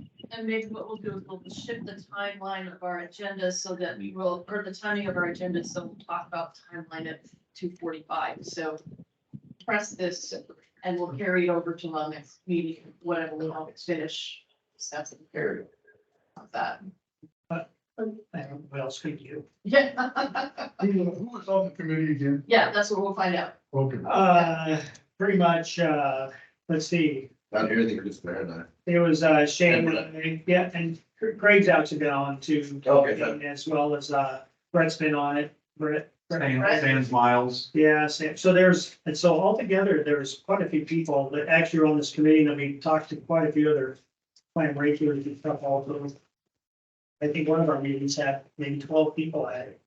So it was, so there's a large input from a lot of different people, a lot of different issues of, that came up, and not all agreement. These are things most people agreed on, that these are things people did agree. Which is what we listed, and essential things. And so I got all kinds of other stuff we did talk about, that could or could not help out. The first one was simply right now it's the number of acreage is unlimited, and so definitely limited that. Because that takes a lot of the depth work, and the goal here is to create a living wage year round. In essence, that was what it was about. And then I do break it down and show that really with the harvest we're talking about, and even $2 a pound, you're talking about a $10,000. I don't know where I put that, but $10,000, 700 per acre, which is not a year-round living wage, not even close, indicating that the 15 acres is maybe high, but it's where we came to because we had, when we look at the rakers that were there, they're actively raking right now from Washington, Oregon for a period of 3 years or whatever. There was 15 is where that number came from. So it's kind of a compromise. Is what it was. And make sure you guys share anything. If I get something wrong, I'm not sharing because you guys are the Clam people. did you guys, were you sort of mentally focused on Tillamook, or did you talk about the rest of the state, or is this talking about Tillamook? We did, it was referred to a lot of the rest of the state, also like our diet fishery discussion, but it was really talking about Tillamook. Okay, I just want to get that right. Things, yes. Yeah, Claire, I understand what you're saying there. Can you share, so did the committee talk about this as being a barrier to early entry to new people coming in? It's a barrier to it is a barrier. With unlimited, I don't know what you sell last year, 50 some or something like that, permits and people who came, there was several that came. I think there was only a few that actually stayed and actually made money at it, tried to make money at it. There was, but the concern is that this could really easily shift into something that's out of the area, coming into the area, not keeping money within the area. And specifically, there was some people mentioned from, I think it was Mount Hood, who came in and actually did make some money, stayed here for a while. But the question kind of was, well, how do we want to work on this fishery? We want it to be people who are in the area, putting money into the area. We wanted that kind of a thing, a little bit protective of our local economy versus people coming in from outside doing whatever and then just disappearing in a future year because they're done with college or done with whatever. And so there's also some concern and some violations that were occurring with new people coming in. They just need better training maybe, but by someone who were collecting everything, hauling them out, measuring shorts on shore, and then throwing the shorts back in the water, things like that, which of course is illegal. But which was done frequently and was observed on several occasions. Even had photos of some people doing that. Anyway, so young boys doing that. That's the problem with having people just being able to go buy $100 some permit. They have no skin in the game. They don't care whether they get in trouble. They'll just leave and be gone and leave us all screwed by making us look bad. in a sense, people that actually really care are out there really working hard and trying to make a living at it. And so it needs to go into the limited entry thing, just like the dive permits we're talking about, or any other fishery that anybody has skin in the game. They need to, if I want to retire, I can sell my permit, and that's the opportunity for the next people then. And permits are valued on the economic value of them. It's just common sense stuff for the economy, and that's how fisheries have worked for years, and it's sort of what needs to happen here, I think, when it comes to the clam raking in the future. It can't just be, you go and buy a permit and go out and stir up other people's pot. Could I solve the problem if I raise the price of the permits and cash? Nope. No, that's, no. I don't think that would make me. Well, do you have the names of the people that were? My living wage, do you want? Do you have the names of the people that participated in the input for, because I'm breaking this out into like your different recommendations.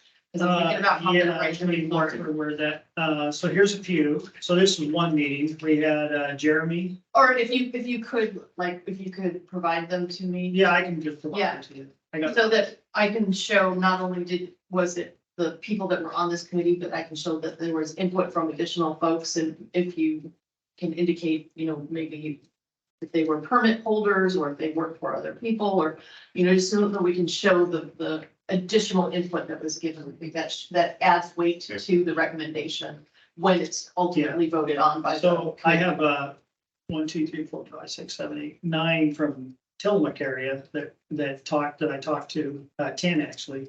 But I don't have the names of the Washington Rakers that came with Brett, and quite a few came with Brett. But if you can, Brad. Yeah, So that was in one of our. if before our next meeting, we can maybe compile. I can that give you, information. That would yeah. be very, very helpful. So if you're online, Brett, if you can make a list of the Washington Rakers that were there, that would be helpful. And then we're gonna need to have Barbara with us in order to do a formal vote on whether or not this is what we want to do. And so when you all have time to look at number 1, and when she's with us, let's just make sure that everybody is good with the language that we've got here, that you agree with the years or the poundage or whatever it is, or if we need to discuss any specifics about it, so that if we can have a unanimous recommendation, that's the absolute best. If somebody just doesn't flat out agree with it, then we'll have to include the rebuttal with the final reports. So, as an outsider who owns permits outside of that are limited entry, I'm going to explain something to you guys real quick so you guys can understand the values of these things. I have crab permits, okay? 20 years ago, if I'd have been just 25 years old and bought a boat and built crab pots, I could have went out for the price of a license, started crab fishing. You know what it cost for me to buy into the fishery now? 500 pot, 58-foot permits, $450,000. You guys are talking about $10,000 on $2 a pound for 80,000 pounds.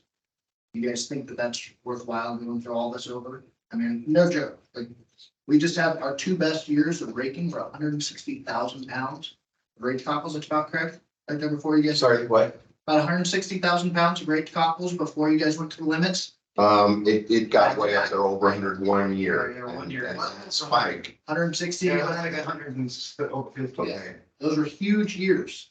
And we just got the data on your Secor data back. The numbers are still continuing to go up right now. Why are you guys want to deal with how many people? Well, I can suggest why. Because the Senate bill was written to form this group and have this group make recommendations back to the legislature. So whatever recommendations the group wants to make to the legislature, that's why we're here. No, yeah. So with that being said, you guys are wanting to limit these people that are out there. The group, whatever, this paper, okay? That's the subcommittee. The subcommittee, my recommendation for the subcommittee on this. You guys have already dealt with conflict that doesn't exist. We're fighting, we're sitting here talking about conflict that doesn't exist anymore. The conflicts out there in the flats. Okay, I'm sorry, but we don't have time.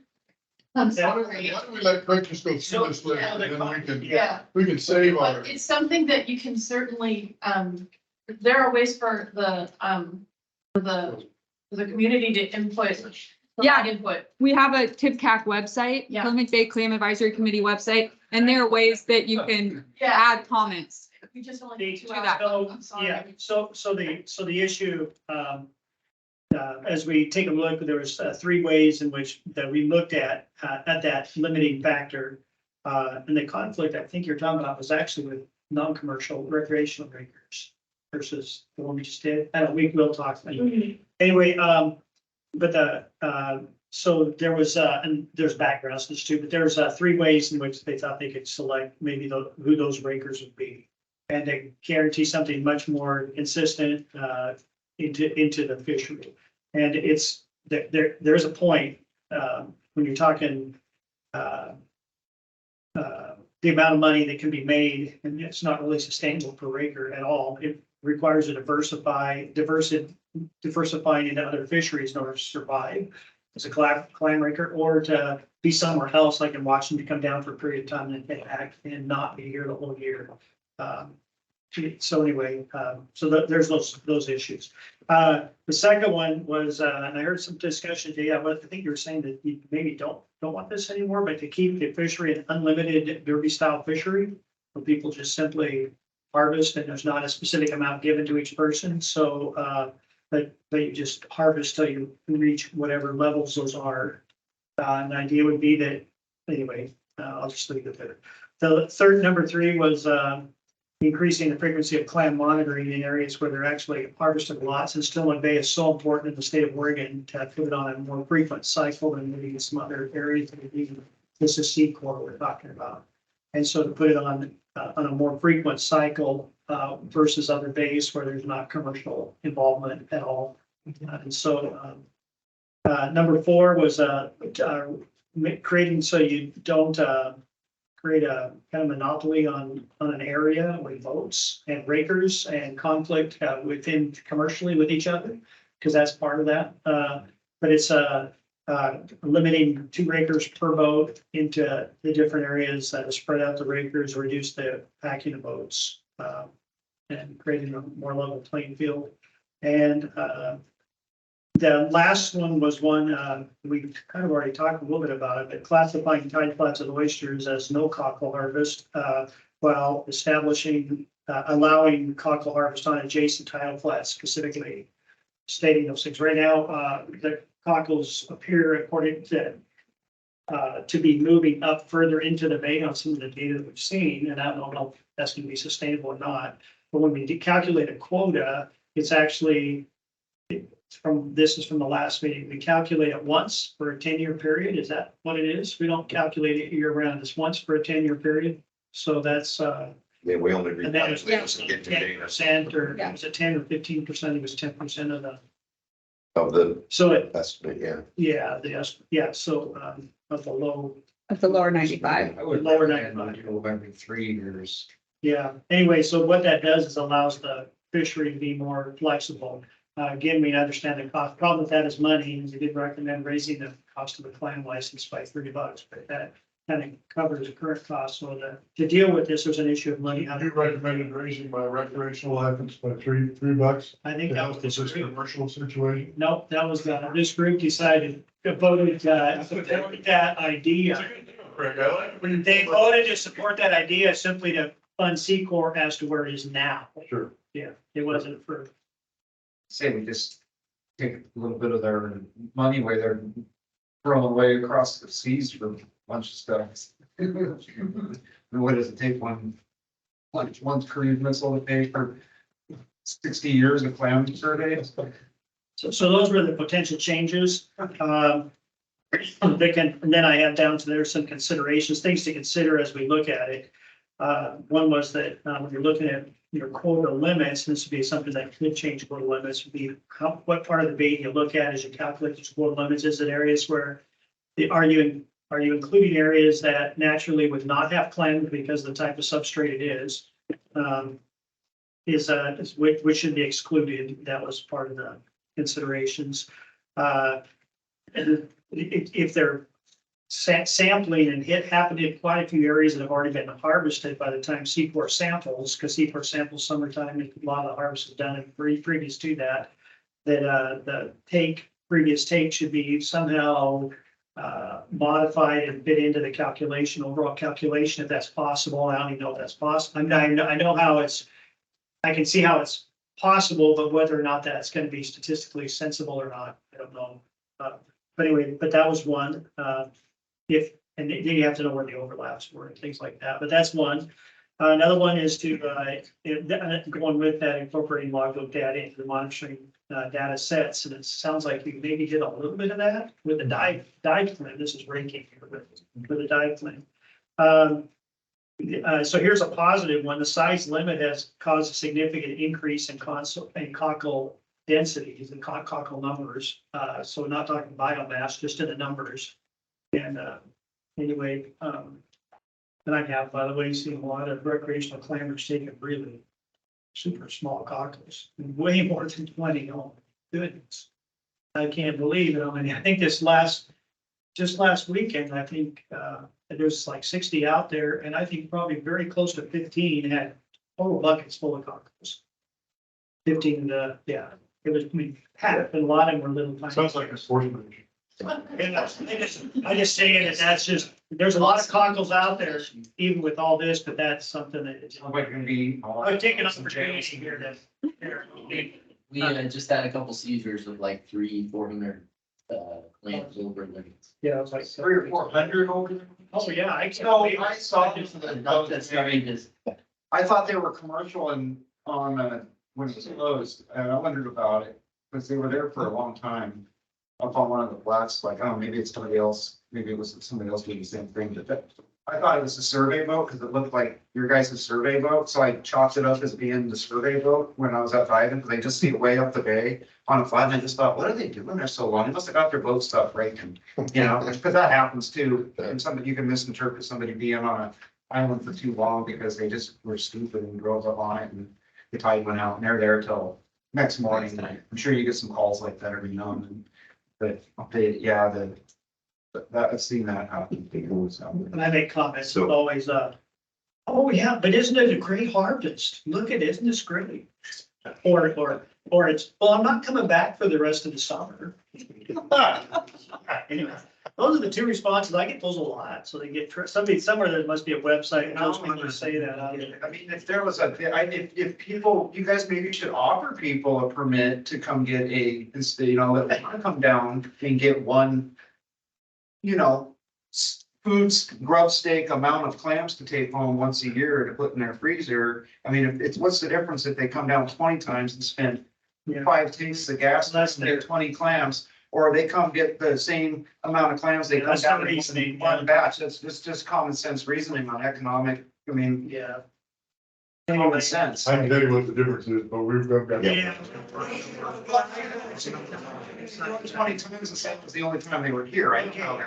Yeah, so here we go.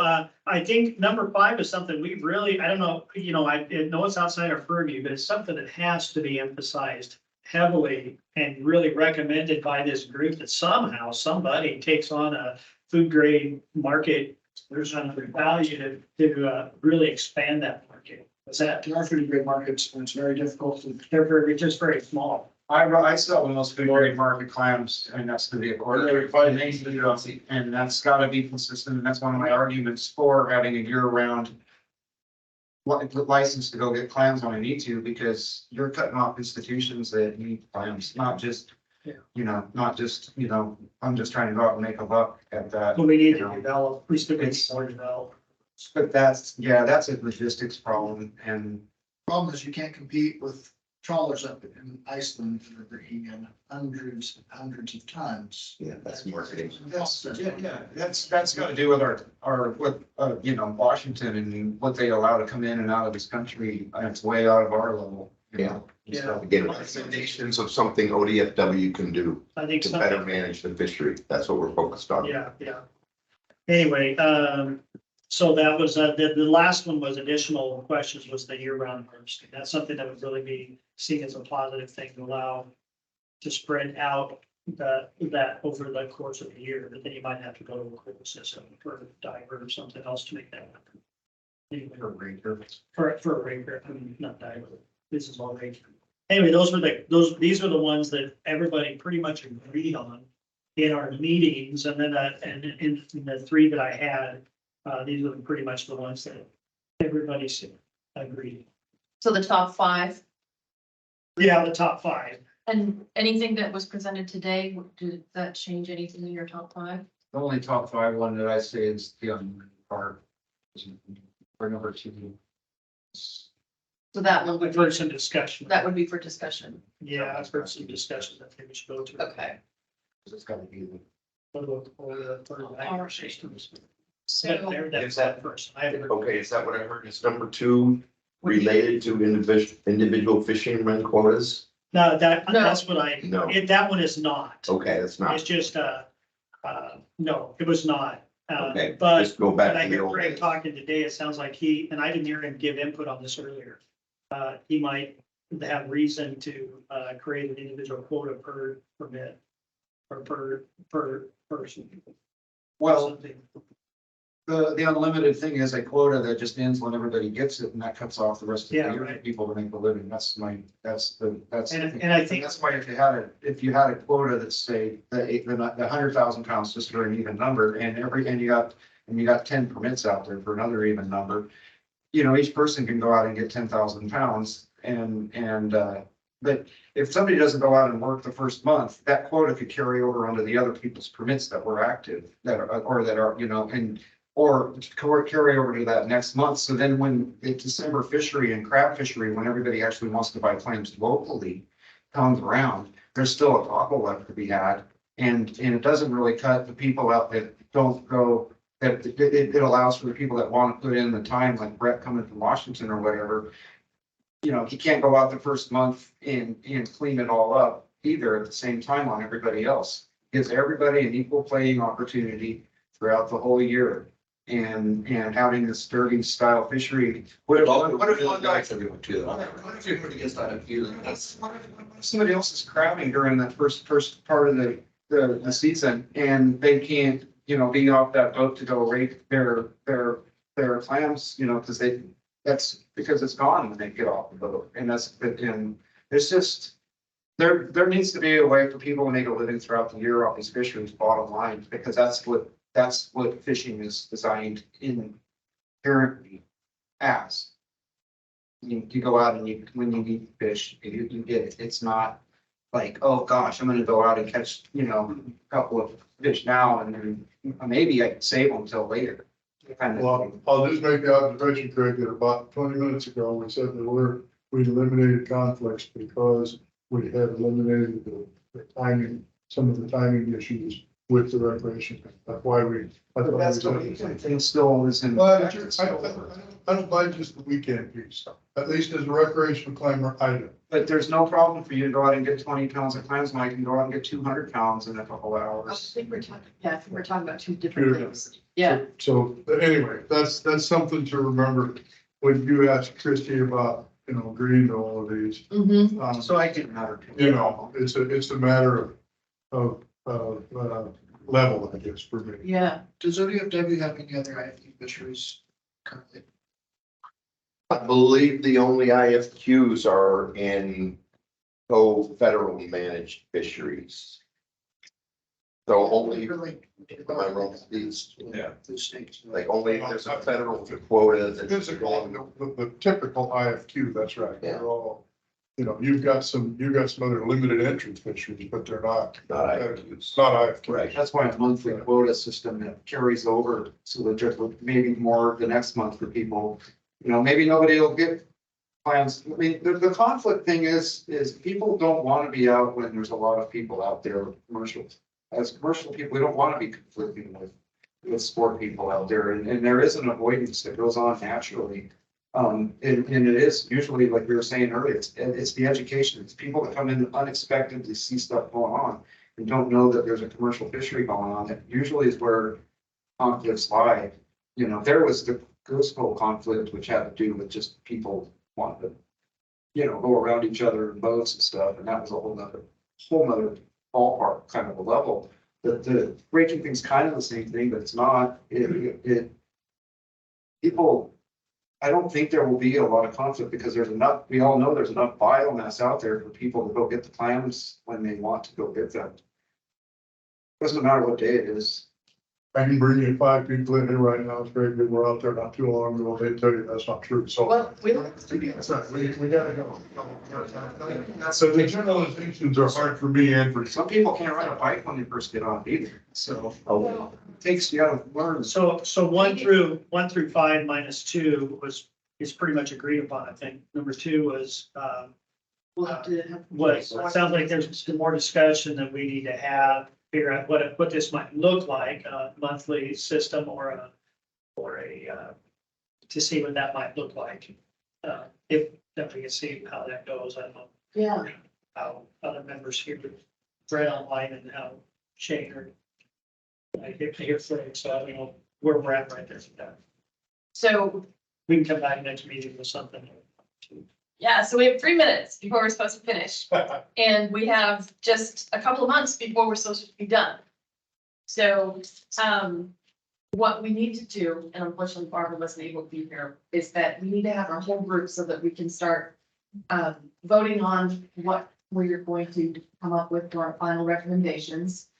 And what our next meeting needs to be is coming up with those final recommendations. So I would love for us to go through our timeline very quickly. And also then come out of this meeting with some homework assignments and plans for being prepared for the next meeting. It might include another subcommittee meeting, but it will also include some other things. So if you could maybe somebody go through, I don't know if it's gonna be Summer or Steve, go through the timeline. Yeah, so this is a slide we presented, I don't know, couple meetings ago. And all I've updated is where we're at in that timeline. So we're at TIBCAC meeting number 13 in July. And based on the timeline we proposed earlier, that means there's one big or full committee meeting before the TIBCAC final report is due to ODFW in September or October. And then after that, ODFW legislature report is due to the Oregon legislature in December of 2023. And that's something ODFW will do after we receive the report from you. So this is just making sure everyone is aware of where we're at on that timeline and highlighting the fact that after this, there really is that one full committee meeting that's planned. And then the report should come out of that with recommendations. I think the specific task ahead for TIBCAC are to pull the information from meeting number 11, meeting number 12, meeting number 13, each of the update of your interim report that you gave us before. So just those 3, because did a great job putting together the interim report with the previous 2 years. So those 3 meetings, feeding into that and bring that forward to the committee for consideration in September. So what we haven't been able to do is have any votes because we haven't had the full committee here. And so what would be fantastic is if everybody could kind of go back through and read that interim report. So if you haven't had a chance to do that in a while, just like would you? And certainly haven't wanted to look at it for a while. But go back through there and see what we were charged with doing, what we were supposed to make recommendations on. And then look through the discussions that we've had and the information that ODFW has been able to provide us with C4, and let's start making our own lists of what we think that we're supposed to be talking about and recommending. I don't know, do you guys like to work on Google Docs? Because that's kind of easy to like do, but if you're not comfortable with that, then maybe we have to have a couple of subcommittee meetings, or maybe we have to have a workshop instead of a short meeting, 2-hour meeting. And one other comment that might help is that we have, like I mentioned earlier, we have a website. Tillamook Bay Clam Advisory Committee has a website, and that has recordings of past meetings, resources provided at those meetings. It has the interim report that TIBCAC put together. So if you don't have those printouts, That's where you can go, and you can find all that information. If you're struggling to find anything though, feel free to reach out to me via email and I can provide any of those documents to you as well. I have a sensitivity that I don't want to say this, but the workshop type approach you're talking about, with a little longer meeting to be able to happen. I want that to police ourselves so we don't. Yeah. Right now, I'll talk to each other to death. We don't, so, you know, that's okay, but we need to get something done. Yeah. So, I hate to put another meeting like that there, but I think it might be the one chance, the one way we can kind of throw this all together. And hopefully, we're gonna have to have, we gotta do it so we got Barbie there. Yeah. Without that, it won't matter what's there. And, Brett, you can be there in person too. That would be fantastic.